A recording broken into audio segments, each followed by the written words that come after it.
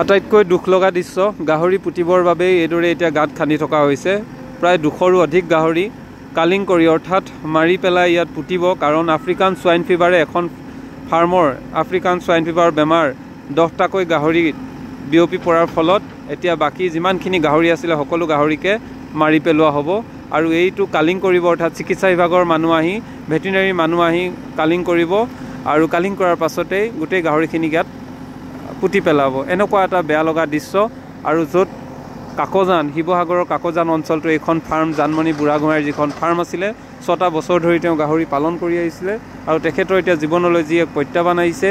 গাহৰিসমূহ যি ধৰণে African swine fever ৰোগত আক্ৰান্ত হ'ল তাৰপাছত এতিয়া সকলোবোৰ গাহৰিয়ে মাৰি পেলোৱা হ'ব। এনে এটা ভয়াৱহ আচলতে দুখ লগা ছবি সঁচাকৈ আচলতে আচৰিত লাগিছে। আৰু বৰ্তমান সময়তে গাহৰিবোৰ কালিং কৰি ইয়াত পুতা হ'ব। সেয়েহে জেচিবিয়ে খান্দি থকা দেখিবলৈ পোৱা গৈছে। এক্সকেভেটৰে খান্দি আছে আৰু ইয়াতেই গোটেইসমূহ আচলতে গাহৰি পুতি পেলাব।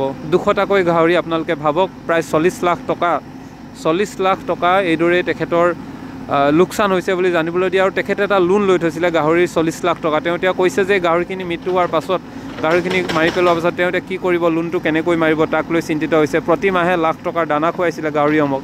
এইবোৰ কি হ'ব? আচলতে গাহৰি পালকসকলৰ কাৰণে এটা ডাঙৰ চিন্তা, ডাঙৰ প্ৰত্যাহ্বান আহিছে। এই আফ্ৰিকান সোয়াইন ফিভাৰ যি অতি পুৰণি বেমাৰ, এই বেমাৰটোৱে এতিয়া তেওঁলোকৰ জীৱন, তেওঁলোকৰ সপোন সকলোবোৰ এফালৰ পৰা সৰ্বনাশ কৰি পেলাইছে। আৰু এইদৰে এতিয়া এক্সকেভেটৰে গাঁত খান্দি আছে। ইয়াতে গোটেইসমূহ গাহৰি পুতি পেলোৱা হ'ব। কালিং কৰিব চিকিৎসা বিভাগৰ মানুহ আহি কাৰেণ্টৰ শ্বৰ্ট দি গোটেই গাহৰিবোৰ মাৰিব, মাৰি মেলি ইয়াতেই পুতি পেলাব। এইখিনি আমি দেখাব নোৱাৰোঁ আৰু এইখিনি চাবলৈও ইমানখিনি সাহস নাই।